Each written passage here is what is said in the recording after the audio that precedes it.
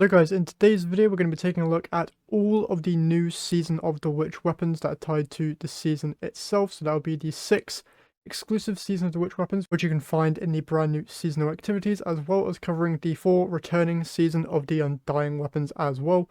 We're going to go into all their perks and which ones you should be looking out for. So as always, if you're going to enjoy, be sure to leave a like and subscribe to the channel if you haven't done so already, as it's free to do and it really does help me out here a lot. Also, a lot of you who actually watch my content aren't subscribed, so if you could do that, I'd super appreciate it. As we're getting closer and closer to 1,000 subscribers, it'd be awesome if we could hit that. And with all that out of the way, once again, all your support is greatly appreciated, and let's jump into today's video. Starting off here, we're going to start with the seasonal weapons that are tied to Season of the Wish. First up, we have Scatter Signal here, a legendary strand fusion rifle with a rapid fire frame. In the first column of traits, you've got a brand new perk called Slice, where casting your class ability allows this weapon to sever targets on hit for a brief duration, up to a maximum number of targets. Then you have Encore, Enlightened Action, Surplus, Loose Change, Overflow, and Perpetual Motion. Then in the second column, you have Hatchling, Attrition Orbs, which is another new perk, where dealing sustained damage creates an orb of power, followed by Controlled Burst, Kickstarter, another new perk called Deconstruct, where dealing sustained damage grants bonus damage against vehicles and constructs, and partially refills the magazine, damaging with primary ammo or against constructs, provides additional progress. You've also got Adagio and Under Over. In terms of PvE here, obviously Slice is quite an interesting perk, but you've got Overflow there, which is great. And Controlled Burst, I believe, will make this the first primary slot fusion to have this perk, so a very good option to go for there. Moving on to Super Cluster, which is a brand new legendary strand shotgun, which is a slug shotgun. In the first column, you have Reconstruction, Slide Shot, Slice, Threat Detector, Loose Change, 4th times the charm, and Lead from Gold, followed by Cascade Point, Fragile Focus, Hatchling, Surrounded, Attrition Orbs, Vorpal Weapon, and Deconstruct. Reconstruction there in the first column, very interesting, along with Hatchling could be quite good, Vorpal also pretty good there. Attrition Orbs could be interesting, but I'm guessing it depends on how many shots it takes to generate an Orb of Power. Also got 4th times in that first column, as well as Lead from Gold, also good options. Slideshow also there for you PvP enjoyers. Moving on to Appetence, probably saying that completely wrong, but it is a legendary Stasis Adaptive Frame Trace Rifle. In the first column you have Demolitionist, Enlightened Action, Clown Cartridge, Overflow, Slideways, Hipfire Grip, and Loose Change, followed by Killing Tally, All for One, Attrition Orbs, Headstone, Deconstruct, Wellspring, and High Ground. This is very interesting because it's the first legendary primary slot trace rifle, so good options for you there. Killing Tally is going to be insane for this. Demo if you're on a grenade build. Clown Cartridge and Overflow, good options there for getting your magazine up to higher than normal. One for All is also quite good. Headstone is also great if you want to pair it with a Stasis Focus build. Moving on from there, we have Leophobia, probably saying that wrong as well. We have a legendary Void lightweight frame bow. In the first column of traits, it can get Enlightened Action, Successful Warm-Up, Repulsor Brace, Impulse Amplifier, Slick Draw, Steady Hands, and a new perk called Permeability, where using your class ability changes this weapon's damage type to match your subclass until you stow the weapon. In the second column, you have Attrition Orbs, Golden Tricorn, Deconstruct, Disruption Break, Explosive Head, Surrounded, and High Ground. It's a bow. If you're interested in bows, you can go and do that. Repulsor Brace and Disruption Break could be quite interesting, and Attrition Orbs also could be quite cool depending on how many shots it takes to proc. Permeability could also be quite useful there for GMs and stuff like that. Moving on from there, we have Scalar Potential, a arc rapid fire frame pulse rifle. First column of traits, Keep Away, Enlightened Action, Overflow, Permeability, Hipfire Grip, Loose Change, and Slick Draw, followed by Headseeker, Golden Tricorn, Attrition Orbs, Focused Fury, High Ground, Under Over, and Deconstruct.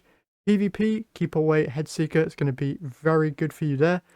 PvE wise, you've got Overflow, Attrition Orbs, which could be quite good, depending on how many shots it takes to proc, obviously. You've also got Golden Tricorn there, which will be very, very useful. Focused Fury could also be quite good, as well as Permeability.